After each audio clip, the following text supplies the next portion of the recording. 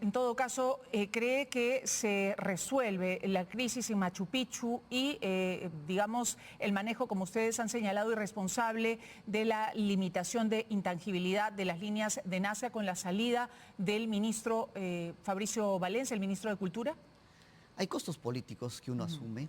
En este caso es la responsabilidad directa del ministro por no saber la gobernanza y la administración de Machu Picchu. Machu Picchu representa el 3% del PBI nacional y se ha perdido más de 200 millones de nuevos soles. Esto genera totalmente incertidumbre y en Cusco la gente vive 60% del turismo. Entonces creo que acá hay responsabilidad directa del ministro y nosotros desde la Asamblea, Consejo Directivo, en una reunión hemos respaldado definitivamente a los ministros que no están a la altura, que den un paso al costado y el Congreso haga su control político y que sancione con una censura. Responsabilidad en este caso de parte del ministro por omisión, porque no se lo ha visto aparecer ni manifestarse frente a la crisis, digamos, en Machu Picchu. ¿Por ahí va la cosa? Totalmente de acuerdo. El sector que maneja los ingresos, la parte administrativa, no se la ha visto ni en Cusco, ni en mesas de trabajo a estas alturas, ni en la capital. ¿Y a qué cree que se debe esa ausencia? Falta liderazgo, falta compromiso con el Perú, y eso lo venía diciendo desde el momento cuando se pronunció a favor de reducir la intangibilidad de Nazca. O sea, este señor estaba en otra cosa, ¿no? Y ahí se ¿Y esa otra cosa qué sería? ¿Qué intereses puede haber detrás para que el ministro de Cultura, quien debería proteger, digamos, y mantenerse, por lo menos uno pensaría por lógica, en la posición de proteger lo estipulado en cuanto a los límites de las líneas de Nazca, se manifiesta en contra, o sea, para la reducción de... ¿Qué cree que hay detrás? Sí, Melissa, quienes estamos en la gestión pública vemos que la corrupción no solo está en el uso del recurso financiero. La corrupción tiene tentáculos por diferentes lugares, hasta en uso de los recursos naturales. Veamos en Machu Picchu, venta de entradas es una corrupción total, las reventas. Entonces, alguien que haya ido a Machu Picchu, llegas un día y definitivamente te dicen para hoy ya no hay, pero si pagas el precio de turista elevado te lo dan. Entonces desde ahí viene toda la situación. Igual se descubrió en Nazca y Palpa que había intereses de los mineros ilegales. Que el propio alcalde, me parece. El propio alcalde local estaba inverso. Entonces, yo pienso que desde ahí vienen los trámites y llegan los tentáculos a los funcionarios, a los directivos de los ministerios. ¿Al ministro de Cultura? Esperamos que no. Muchas veces, a veces, los que dan los informes son los técnicos o los profesionales que están ahí, o los directivos, pero siempre la responsabilidad es de la cabeza. La cabeza tiene que estar totalmente, se podría decir, vigilante. Pero él sí se ha manifestado, Fabricio Valencia, abiertamente de acuerdo con la reducción de los límites de las líneas de Nazca. Mira, eso nos da mucho que pensar. Mucho, y estoy seguro de que un gobierno normal, legítimo, no debe estar ese ministro ni un minuto más. De verdad, porque es una responsabilidad política. ¿Cree que hay hechos de corrupción detrás del accionar o de la aprobación por parte del ministro de la reducción de las líneas de Nazca? Eso debe investigarse, el Ministerio Público, las autoridades. ¿Pero cree que puede haber entonces? Debe haber. Estoy seguro que nada en la política no hay casualidades. Eso creemos nosotros desde la Asamblea. ¿Y cómo toma el silencio del ministro? Porque es hasta, yo no sé si sospechoso o qué puede haber detrás, porque sorprende que en este caso, líder de la cartera de Cultura no haya dicho, esta boca es mía, digamos, frente a la crisis en Machu Picchu. Definitivamente, o sea, poner en riesgo la maravilla del mundo y es el responsable y titular del pliego y no dice nada. Eso, en Huánuco estuvimos con los gobernadores, evaluamos bastante la parte administrativa y creo que acá es falta de liderazgo, gobernanza, y estoy seguro que también es desconocimiento. ¿Por qué te digo, Melissa? Porque yo estuve gestionando para devolver la estela de Raimondi a Ancash.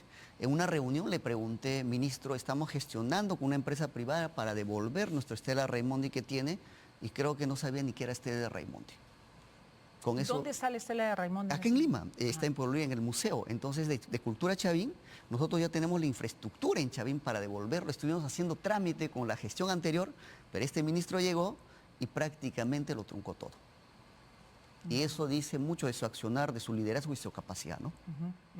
¿Y han tenido en algún momento acercamientos con el Congreso de la República, con diversas bancadas respecto a esta censura? ¿Hay un acuerdo, digamos, entre el Congreso y los gobernadores regionales para censurarlo? Nosotros tenemos una posición tan firme en el Congreso. Muchas veces hemos discrepado y discrepamos con algunos congresistas que tienen una agenda propia, con intereses particulares, pero en este caso esperemos que se unan. Ellos tienen la responsabilidad de hacer el control político. Si no tenemos ministros en la capacidad y la presidenta, que es su responsabilidad y no prácticamente no lo censura, tienen la opción ellos de hacer el control político y decir, este ministro no está en la capacidad y que dé un paso al costado. Ya creo que presentaron con 33 firmas que la censura, esperemos que haya un consenso y sea el ejemplo para que otros ministros puedan ponerse las pilas. Bueno, además de Eduardo Málaga, quien ha presentado, entiendo, esta moción de censura, son 4 las bancadas que han firmado. Es una moción multipartidaria, si no me equivoco, Renovación Popular, Acción Popular, Perú Libre y Alianza para el Progreso. 4 bancadas las que han firmado esta moción. Esperemos que Alianza para el Progreso respalde, porque se ha escuchado a nuestro colega César Acuña que no iba a respaldar las censuras. Esperemos que tome conciencia y sea el ejemplo. De verdad, hay muchos ministerios, Melissa, o muchos ministros que no dan la talla. El Ministerio de Economía y Finanzas está pasando el peor momento de la historia.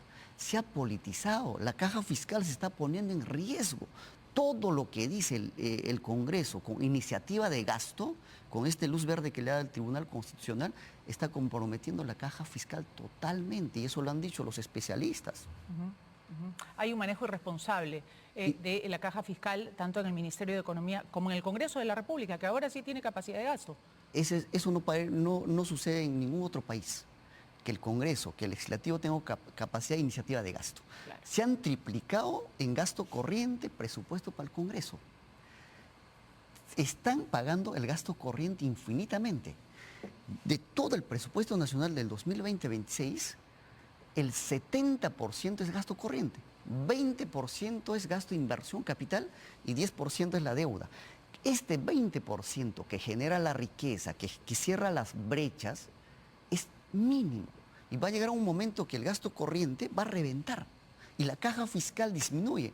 El Congreso exonera los impuestos. Vemos casi se va a perder 20.000 millones en la exoneración de los agroexportadores. Han reducido a los restaurantes, hoteles, el IGB al 8%. Entonces, ¿cómo va a soportar la caja fiscal? ¿Son ustedes partidarios de que se cree una autoridad autónoma para el manejo administrativo de Cusco, de Machu Picchu, o que esto se debe manejar a nivel de gobierno regional? Creemos nosotros que los organismos autónomos vienen funcionando como el BCR. BCR es un ejemplo. Para nosotros BCR es lo mejor que tenemos ahorita en el Perú y hay que reconocerlo, porque no fortalecido. Tiene manejo político, básicamente. No tiene manejo político. Entonces, este ejemplo se podía replicar en varias instituciones. Que se haga un organismo autónomo, independiente, que maneje el Machu Picchu. Y eso sería lo más dable, ¿no? O sea, ya no injerencias políticas, injerencias administrativas. Entonces, no al gobierno regional de Cusco. Que sea la participación. O sea, en el directorio deben participar. Tanto las municipalidades, el gobierno regional, Cámara de Comercio, que sean parte, porque también es necesario el control, ¿no? O sea, que sean parte, pero el que maneje la parte administrativa, económica y financiera debe ser un organismo autónomo. ¿Y qué ha dicho el Ministerio de Cultura respecto a esto? Entiendo que estaría de acuerdo. No convoca ninguna reunión. El gobernador convocó también una reunión tanto al PCM, al ministro, para un mes de trabajo, con la participación todos. No han ido. Han mandado a algunos funcionarios sin capacidad de decisión y lo que estamos generando de verdad es poner en riesgo Machu Picchu, nuestro valle sagrado. ¿Qué es lo que va a pasar? Se ha perdido 15% de turistas que iban a visitar. Se ha cancelado 15%. Y eso estamos poniendo en riesgo la maravilla, y vuelvo a decirte, el 60% de cusqueños viven de turismo, y para el Perú representa el 3% de PBI nacional, no es poca cosa. Señalaban en este comunicado de la Asamblea Nacional de Gobiernos Regionales, y usted lo ha señalado hace un momento, sobre, digamos, la mala gestión que hay en el Ministerio de Economía desde su punto de vista, desde el punto de vista de la Asamblea Nacional de Gobiernos Regionales. ¿A qué otro ministerio apuntarían? Porque señalan que no solamente se debe censurar o propiciar la salida del ministro de Cultura, sino todo aquel que vaya en contra de la descentralización y los intereses de la nación, del país. Sí, Mávila, yo como presidente llevo la voz muchas veces, muchos colegas nuestros conversamos interno y no lo dicen a veces en las reuniones, pero yo sí se les he dicho. Particularmente nosotros vemos con mucho riesgo el Ministerio de Economía y Finanzas. Además, se ha reducido los presupuestos a los que estamos gastando de la mejor manera. En este ejemplo, te digo, Melissa, no es por nada, el Perú tiene que reconocer, el mejor gasto de inversión que ha hecho somos los gobiernos regionales. El promedio de nosotros ahorita, de todos los 25 gobiernos regionales, ya supera casi 55%. Y es el mejor presupuesto que hemos manejado en toda la historia, tanto por Oxy, tanto por APP, tanto por Foncor, tanto por el canon minero. Y quienes hemos fortalecido somos los gobiernos regionales. ¿Van a plantear que en el Congreso se pida, se plantee una moción de interpelación, de censura contra el ministro de Economía? Ayer recibí llamada de muchos gobernadores, especialmente el gobernador de Junín. Me decía: gobernador, él es el número 1 en capacidad de gasto a nivel nacional. A pesar de eso lo han reducido 15-20% de sus ingresos. Otras regiones quedó el ministro en dar presupuesto con decreto supremo, la continuidad de obras. Pero ¿qué es lo que pasó con el decreto suplementario que fue acá debatido? Antes de destinar presupuesto para continuidad de obras que habían iniciado, dejaron paralizar esas obras en las regiones, y el Congreso mandó una lista de proyectos nuevos, y esos se destinaron con fines políticos. Además del Ministerio de Economía o del ministro de Economía, digamos, ¿han puesto el ojo en algún otro ministro? ¿Consideran va en contra de la descentralización y los intereses del país? Bastante. Por ejemplo, el ministro de Energía y Minas no tenía la visión, nos ha quitado las competencias en el manejo de la minería. Todos los reinfos está centralizando acá a Lima. Casi 50.000 reinfos, 25 regiones que manejamos con equipo, y eso va a ser catastrófico para nuestra Amazonía, para el medio ambiente.